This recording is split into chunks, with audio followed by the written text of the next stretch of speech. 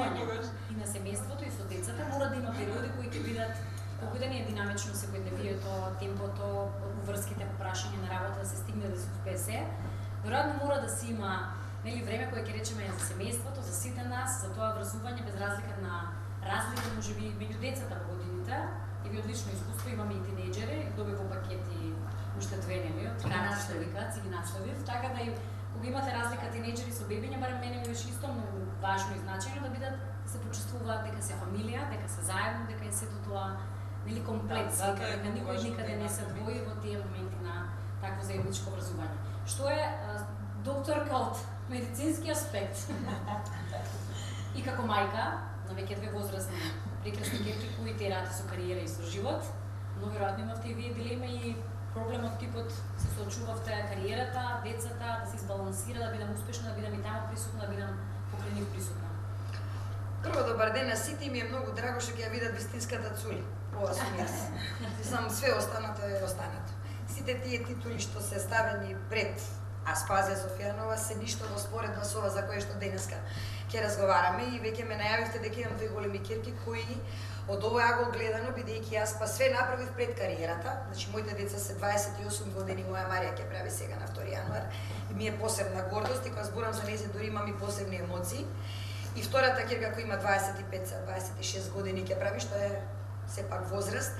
И од овој агол гледано, со целата кариера што доаѓа сега, мојот живот така upside down одејќи, нели јас за да ги имате тие деца на оваа возраст, значи сте ги имале многу рано во текот на студии, можам да кажам дека никогаш не зажалив, никогаш не помислив за својата кариера, зашто знаев дека ќе ја терам паралелно со сето тоа што се следуваше, бидејќи во делот од амбициите вие не можете да го скратите тоа, но не скратував ни во делот на мајчинството кон нив.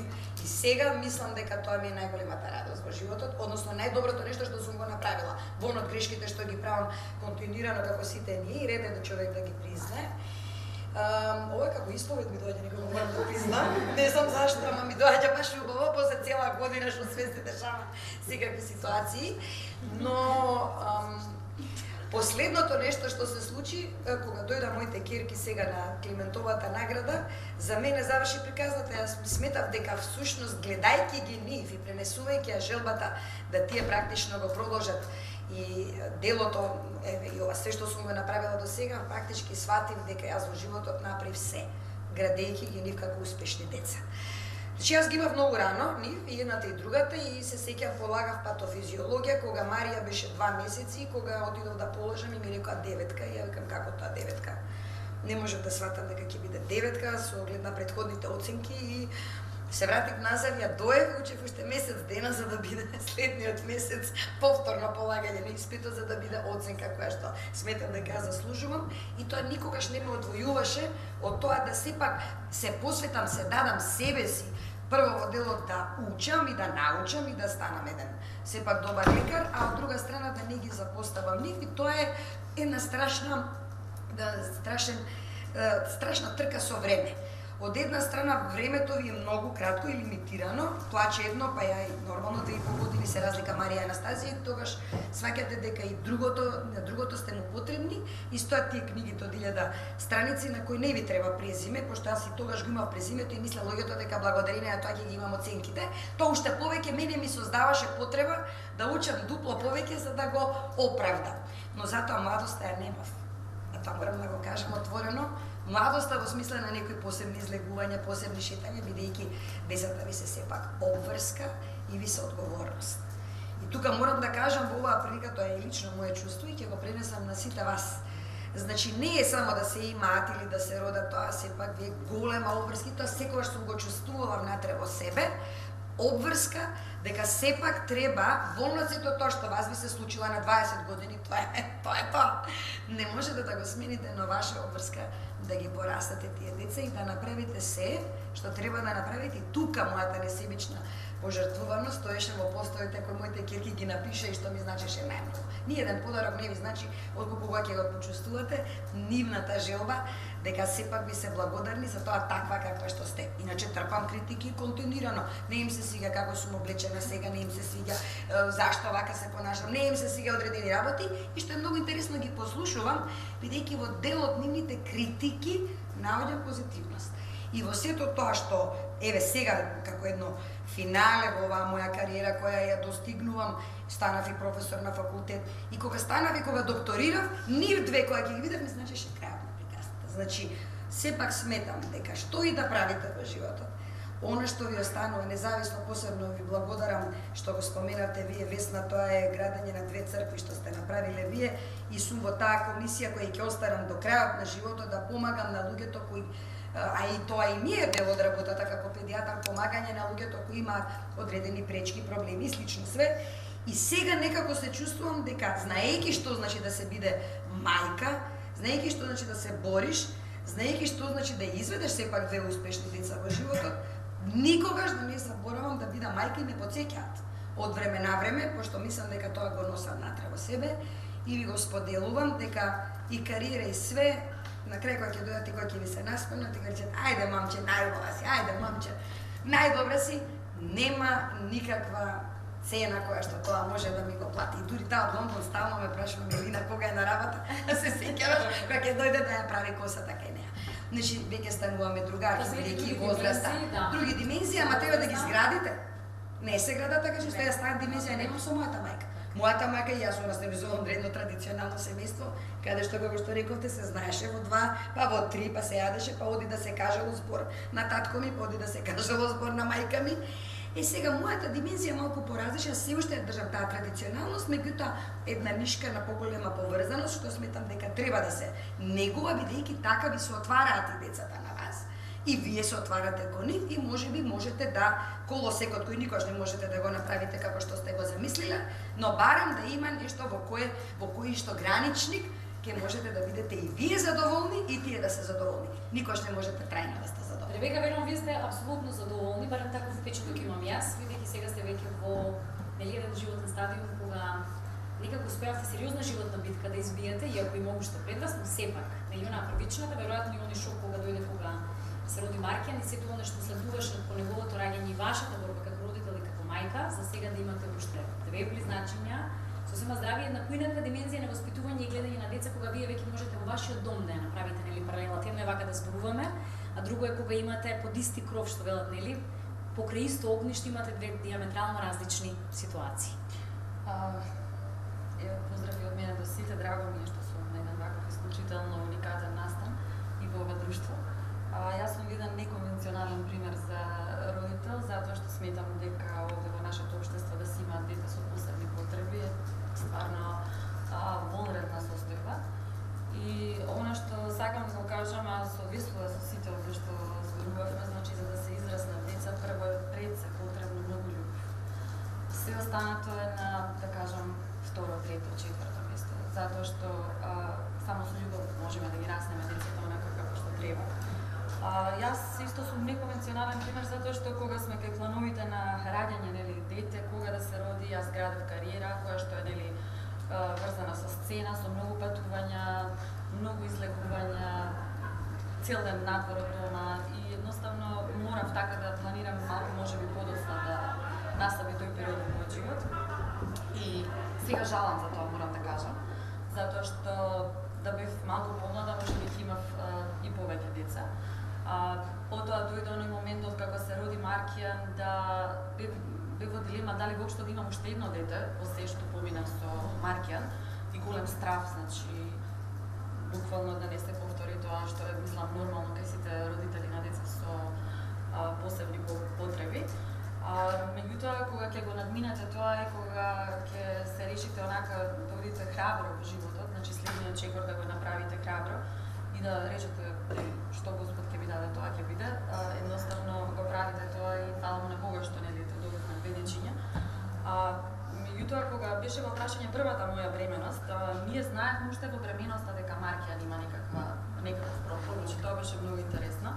Иако имавме избор да ја терминираме бременоста, значи Сури добро знаат, значи, за целиот случај. Јас веќе бев 7 месец, 8 кога дознавме дека има некаков проблем Маркијан со срцето и дека може би се работи, не беа сигурни за туберкулоза. Значи, ние решивме да го добиеме Маркијан и да го донесеме на овој свет, зашто воопшто сега не жалиме, значи. Затоа што Маркијан е нашето училиште, Маркијан не направи подобри луѓе. секако откако се родија децата, Маркијан е едно добро училиште за моите две деца. Затоа што тие уште од сега, иако има 2 години, знаат да се ранат еден со друг, да го ранат Маркијан, да се помагаат, што за дете од 2 годинки, да речеме, баш во таа возраст, децата се милосевични, не ги даваат работите ми, тоа кај нас не е тоа така. Се дели, знаат дека на Маркијан му треба помош, едноставно цело време се тука околу Маркијан, да. Така да мислам дека тоа е од една страна и убаво за растење на децата. Маркијан за растење, да. Токму таа инклузија.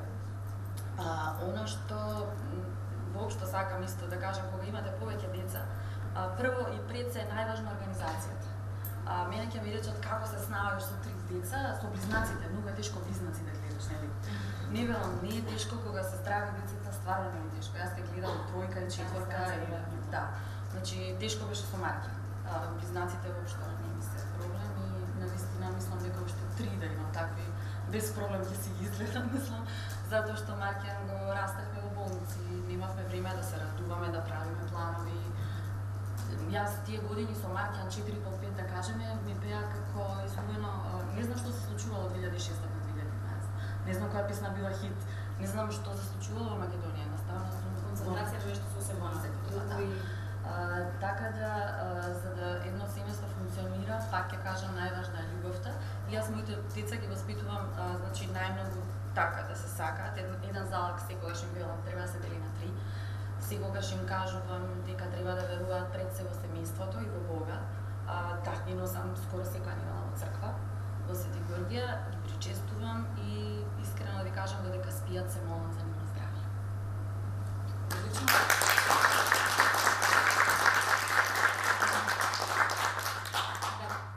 Тие ситуации сваќаме дека здравјето на крајот најважно е пред се и е најважно, потоа нели се полесно води и убав пример сте велам како семејство, затоа тогаш сваќаме колку е лесно можеби нели не фаќа паника во одредени периоди од бројот на децата. И често нели слушам околу мене исто прашање од типот како се снаоѓате со 3 кога се толку мали, нели е паника, сите бараат во исто време се, па тоа пред спиење мора да е драматично, нели напнато, секој плаче, сака нешто, пресоблекувате едно, пресоблекувате друго. Најсложно беше кога тогаш сваќате дека тројцата сака да си. И тука е едно прашање, има ли врска бројката на деца? Велат нели обично едно и се носите со едно, па поголемо од луѓето ги фаќа паника од стресот за нели второ, па како ќе биде со 3, па 5. Не ни зборуваме. Не знам, мислам дека ме да кажа што повеќе доаѓа. Или човек се навлекува и што повеќе што може. После третото, дефинитивно така како ги видиш Исклучно заедно, нема чувство. дојде желба за четврто. Сега 2 години после некој да чуjem некако повторно исто што и после некако последнава година ги гледам на куче што Фали уште некој. уште така. Не ми забрани, ако ми се вија истото, ми рекоа, направи сега пауза, мораш. Да го правихме тој мовет, ти ми кажа че после третата пауза 2 години, ја не фатив како деловски, нели некоја во пораните години да почнеш да раѓаш, па да има тоа 5-5-5. Сите се во 3,5 години, и веќе пауза која ќе направиме, големи веќе стигнат за свадба, тешко дека ќе се враќаме на бебиња. Но никогаш не се знае. Што Југона Мелина преброи се. Полициски час за полу 7. Али морам да ги одвојам. Дефинитивно мислам дека и сите што имаат така дечиња повеќе, у моменти кога се активни предспиење, нервозни им се свие, мора да се одвојат малце за да може еден дан така да се средат и у кревет. Расте ли вистина ние со децата? Кога сте се фаќале во кои моменти дека вистина е тоа што велат, нели, дека и ние учиме од нив, во одредени ситуации си ги препознаваме нашите родители, во нас си препознаваме ситуации за кои сме велеле можеби јас, ова со моите деца или моето семејство никогаш, а ви се случува. Ако мене ме прашуваш, значи јас сум сега во таа фаза, какви фаза, веќе 10 години, малку поспоро доаѓаат тие работи кај мажите, нели? Околу 40 години. Се поспоро. Мислам дека негде беше околу 40 години кога всушност почнав да ги наоѓам собствените грешки. Па имаше еден процес, бар кај мене, имаше еден процес, ја гледаш, ја поочуваш грешката, стануваш свесен, почнуваш да комуницираш со себе за да се исчистиш од нервозата дека всушност има работи кои што не можеш да ги поправиш. Се зборувам како родител, како татко.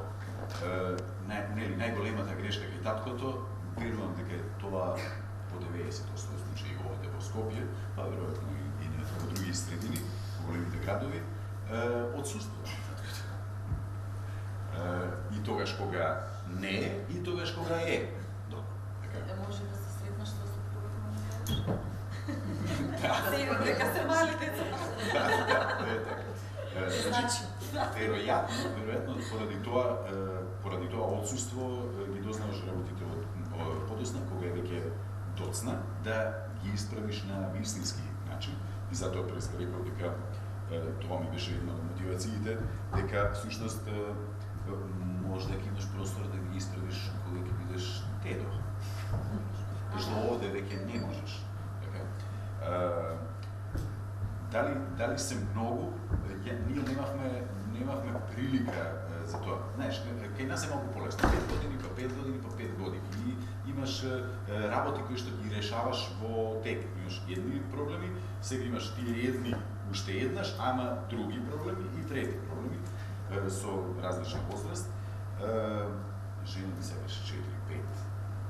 Ја повлеков црта, ако сакаш негде на друго место, појдум, видејќи математички е проблема. Зошто? Математички е проблема. Кога она посека уште едно, веројатно таа петолетка,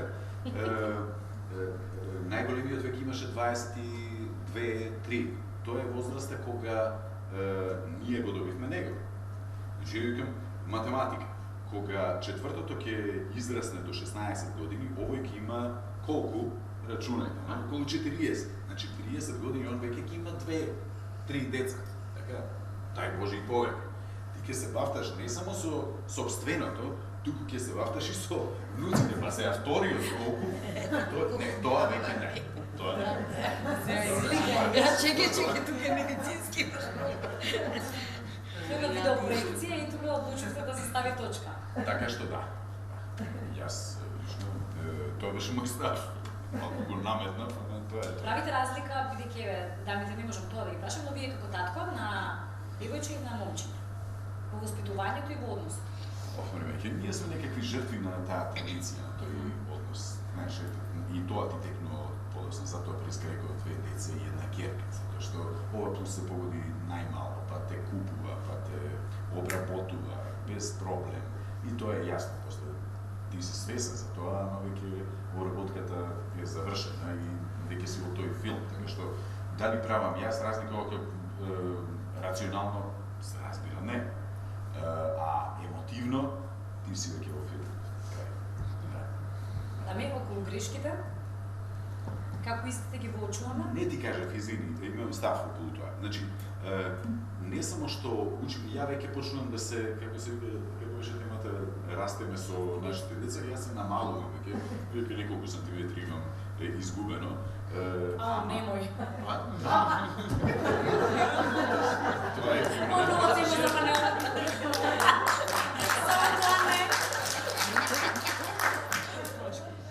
Добро, може да се избрише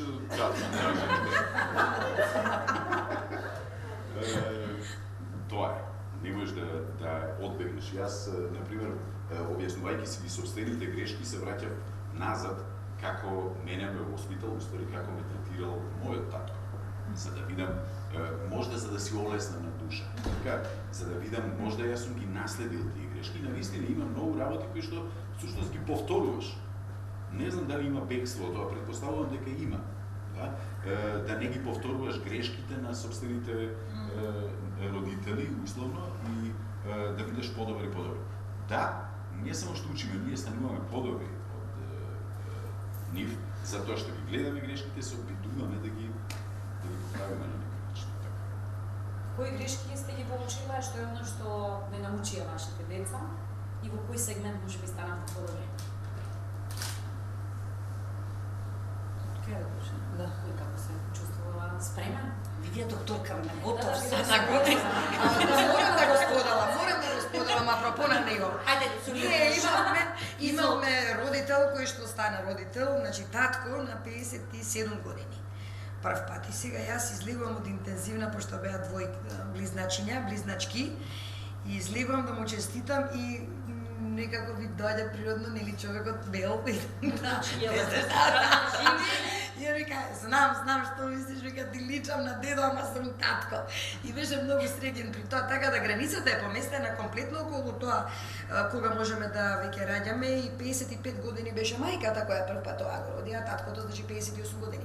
Тие граничните се поместени така да не можеме веќе да зборуваме за одреден граничник до тој период можете да станете мајка и се е поместено некако. Меѓутоа, јас лично, апропо на тоа дали сум научила и апропо на неговото, ја се подмладувам со девојките мои.